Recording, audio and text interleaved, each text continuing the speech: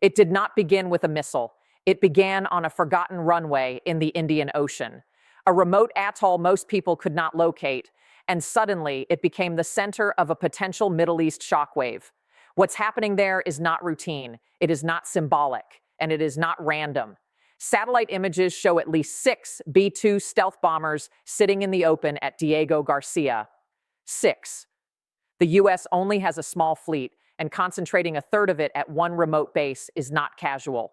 It is preparation. Alongside them, refueling tankers, cargo aircraft, open hardened shelters, active ground crews. When shelters are open, aircraft are working. When aircraft are working, missions are being built. Geography makes this even more striking. Diego Garcia sits over 2,300 miles from Iran, well beyond the reach of Tehran's currently fielded ballistic missiles. From there, American aircraft can project power toward the Gulf while remaining largely immune to direct retaliation. One side can strike, the other cannot easily respond, and these are not ordinary bombers. The B-2 carries the 30,000-pound massive ordnance penetrator, a weapon designed to destroy deeply buried nuclear facilities. It is built to punch through reinforced concrete and rock before detonating. Only the B-2 can deliver it operationally. When multiple stealth bombers capable of bunker-busting strikes gather outside missile range, the signal is unmistakable. There is precedent. In 2025, B-2s were used in strikes on hardened Iranian nuclear sites, reportedly deploying massive ordnance penetrators against underground facilities. Iranian air defenses failed to intercept them. Stealth worked. Deep penetration worked. And in the months since, Iran reportedly dug deeper. But depth alone does not guarantee safety. The weapon was designed for exactly that adaptation. Now add political timing. President Trump has publicly repeated that Iran must not acquire a nuclear weapon, referencing defined decision windows. At the same time, stealth bombers deploy, tankers reposition, carrier strike groups adjust patrols. When rhetoric and force posture align, analysts take notice. This is not just bombers. Reports indicate multiple carrier groups within operational reach, extended deployments authorized, advanced fighters repositioned, tankers clustered for sustained missions, bombers for hardened targets, carrier aircraft for suppression, fighters for air dominance, tankers for range. It is a layered strike architecture. Iran has floated threats, even signaling potential action against Diego Garcia. But range and logistics matter. Publicly available assessments suggest Tehran lacks the reach to hit that base directly. That strategic immunity may be exactly why it was chosen. There are political layers, too. Diego Garcia sits on British territory under lease. Legal sensitivities exist, yet the aircraft are already there. Hardware tends to move before diplomatic clarity arrives. And once assets are positioned, leverage shifts. Restocking of bunker buster inventories has reportedly accelerated. Production lines are active. Militaries do not prioritize replenishing specialized munitions without scenario planning. Preparation does not prove action, but it signals expectation. Connect the sequence. Prior strike success. Iranian reconstruction and deeper fortification. U.S. replenishment of penetration munitions. Public political deadlines. Concentration of stealth bombers beyond missile reach, carrier and fighter alignment, tanker clustering. The pattern is deliberate, and yet uncertainty remains. Military positioning can be coercion without launch. Visible capability can be pressure for negotiation rather than prelude to attack. But 6 stealth bombers in one remote location is not theater. It is operational capacity. The real question now is not whether the United States can strike. It is whether the presence of that capability is meant to force a decision before a strike ever happens. And if a deadline passes, what happens next? Strategically, Diego Garcia functions as both shield and sword. Shield because its remoteness reduces vulnerability. Sword because from that remoteness it projects reach. The Indian Ocean, often overlooked in headlines, becomes the pivot point for potential Middle Eastern escalation. That is why analysts are watching runway lengths, tanker counts, shelter openings, and satellite timestamps with unusual intensity. And consider timing in the broader geopolitical environment. Regional tensions remain elevated. Proxy engagements simmer. Air defense systems have been tested repeatedly across theaters. In such an environment, the sudden concentration of high-value stealth assets cannot be dismissed as coincidence. It represents optionality. And optionality in military terms means credible capacity to act quickly. As we approach the end of this report, remember that the most significant developments often unfold before formal announcements. Hardware moves first, diplomatic language follows, and in this case, the hardware is unmistakable. 6 B-2 Spirit bombers, massive ordnance penetrators in inventory, tankers ready, fighters deployed, carriers positioned, a stated deadline, a remote base beyond missile reach. Each element alone might be manageable. Together, they form a configuration that demands attention.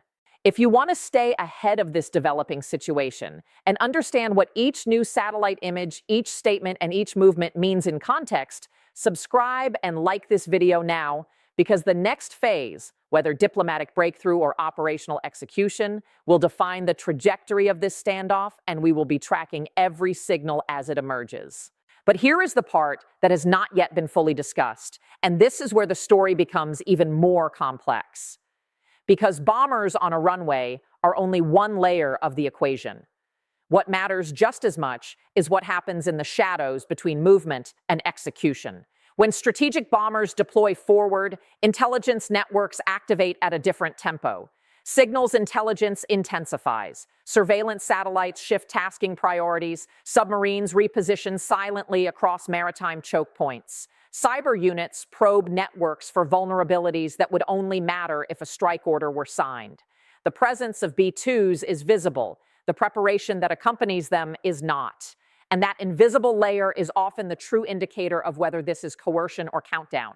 Consider the operational sequencing. A deep strike against hardened nuclear infrastructure would not begin with bomb impact. It would begin with electronic warfare, communications disruption, radar blinding, cyber interference targeting air defense command nodes.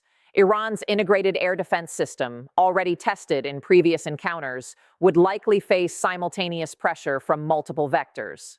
Stealth bombers do not operate alone. They operate inside a choreography designed to compress reaction time to near zero. By the time radar operators recognize anomalies, the penetrators may already be descending. Now look at the regional chessboard. If a strike were ordered, it would not occur in isolation. The Strait of Hormuz would immediately become a focal point. Nearly a fifth of the world's oil passes through that narrow corridor. Iranian fast attack craft, anti-ship missile batteries, and naval mines would be placed on heightened alert. The United States Navy, already positioned with multiple carrier strike groups, would shift from deterrence posture to sea lane protection. Destroyers equipped with Aegis missile defense systems would track potential ballistic launches. Submarines would quietly monitor coastal launch sites. The first 24 hours would determine whether the conflict remains surgical or spirals outward. And then there is the question of proxies. Iran's regional network extends beyond its borders. Hezbollah in Lebanon, militia groups in Iraq and Syria, Houthi forces in Yemen with demonstrated capacity to launch drones and cruise missiles at long range. If underground facilities are struck again, would retaliation be direct or indirect through proxy escalation? Would Israel's air defenses be tested simultaneously? Would U.S. bases in the Gulf face missile saturation attempts? The strategic planners in Washington know that a strike is not just about destroying a facility. It is about managing the cascade that follows. There is also the internal Iranian dimension. After the previous operation, domestic narratives framed resilience and reconstruction. Underground expansion projects accelerated. National pride became intertwined with technological defiance.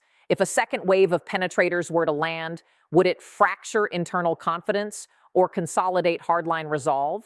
Would moderates argue that diplomacy was missed, or would escalation unify factions that were previously divided? Political psychology matters as much as military hardware. Now consider timing against the diplomatic clock. Publicly, there is still space for negotiation. Deadlines create pressure, but they also create off-ramps. The visible deployment of strategic bombers may be intended as leverage to force concessions before that clock expires. In coercive diplomacy, capability must be credible. The B-2 presence provides that credibility, but credibility cuts both ways. If the deadline passes without action, deterrence may erode. If action follows immediately, escalation risks intensify. This is the balance being weighed behind closed doors. Another factor rarely discussed openly is survivability after the first wave. B-2 bombers are high-value assets. Their stealth advantage is profound, but not invulnerable. Prolonged conflict increases exposure. That is why the concentration at Diego Garcia is so significant. It allows rapid execution and withdrawal, strike, refuel, return, limit the window of vulnerability. The tankers on the apron are not decoration. They are lifelines for extended reach and flexible routing. With aerial refueling, bombers can approach from unexpected angles, alter ingress paths, and complicate predictive defense modeling. At sea, the calculus grows even more layered. Carrier air wings provide redundancy. If underground targets require multiple passes, carrier-based aircraft can suppress remaining surface defenses. Tomahawk cruise missiles launched from submarines could precede bomber entry, targeting radar arrays and hardened air defense nodes. The order of operations matters. Sequencing determines survivability. And the fact that multiple carrier groups are in theater suggests contingency planning beyond a single strike window. But there is a deeper strategic implication. If underground nuclear infrastructure can be repeatedly neutralized despite reconstruction, it alters the long-term viability of the program itself. Engineering teams can dig deeper, reinforce thicker, disperse facilities across broader geography. Yet each adaptation requires time and resources. Each adaptation invites new countermeasures. The massive ordnance penetrator was designed precisely for this cycle of escalation in depth. The question becomes, how many cycles can one side sustain before the cost-benefit equation shifts? And let us not overlook the economic dimension. Oil markets react not to confirmed explosions, but to probability curves. Even the perception of imminent strike compresses futures contracts. Insurance premiums for shipping through the Gulf spike. Regional investors hedge exposure. Currency fluctuations ripple outward. The mere presence of stealth bombers can trigger global financial tremors long before any weapon is released. There is also the British factor. Diego Garcia exists within a delicate legal framework. Public objections about international law add political friction, but operational control and lease agreements create practical realities. The aircraft are there, the shelters are open, the fuel lines are active. Diplomatic statements do not close runways. And when strategic assets are prepositioned, they represent sunk cost and prepared intent. Let me pause here and say this clearly. If you want to follow this unfolding situation without missing critical shifts in posture, subscribe and like this video now, because the next 48 hours could redefine the trajectory of this standoff, and you will want context when the headlines break. Back to the military calculus. Suppose a strike occurs. The initial objective would likely be rapid degradation of hardened sites. Follow-on assessments would depend on satellite imagery, seismic readings, and electronic intercepts. Damage confirmation in underground environments is notoriously difficult. If facilities survive partially intact, would there be immediate restrikes? Would escalation thresholds widen? The presence of multiple B-2s allows sequential missions without immediate redeployment from the continental United States. That is a strategic advantage rarely seen concentrated in one location. Now consider deterrence theory. Sometimes the most powerful weapon is not the bomb itself, but the certainty that it can arrive undetected. Stealth changes the psychological equation. When air defenses cannot confidently track incoming aircraft, decision-makers operate under persistent uncertainty. That uncertainty shapes negotiation posture. It shapes resource allocation. It shapes public messaging. And that may be part of the intent behind this deployment. There is another layer, cyber escalation. In parallel with kinetic preparation, digital operations can degrade infrastructure without physical destruction. Power grids, communication networks, industrial control systems. A coordinated strike could combine physical penetrators with digital paralysis.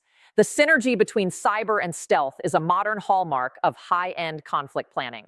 If one side loses command and control, even briefly, response windows shrink to seconds. All of this unfolds against the ticking clock of political commitment. Statements have been made, deadlines have been implied, expectations have been set domestically and internationally. The credibility of leadership is intertwined with the outcome. If Iran makes concessions, bombers may return quietly. If it does not, the runway at Diego Garcia becomes the origin point of a decisive moment. And yet, nothing has been launched. That is the tension. Hardware poised, options drafted, targets mapped, but silence before ignition. In strategic affairs, silence is often the loudest signal. It means deliberation is ongoing at the highest levels. It means cost, consequence, retaliation, and long-term stability are being weighed simultaneously. So ask yourself this: are we witnessing the final stage of coercive diplomacy or the opening act of a broader confrontation? Are the bombers leverage or are they inevitability? The answer may hinge not on public speeches, but on private calculations happening right now across capitals and command centers. One thing is certain: this configuration of forces is not accidental. It is structured, it is layered, it is intentional. And whether it culminates in negotiation breakthrough or strategic strike, the decision will echo far beyond the Indian Ocean runway, where this story quietly intensified. Stay engaged, follow every signal, and be ready, because the next move will not simply affect one region. It could redefine the balance between deterrence and action for years to come.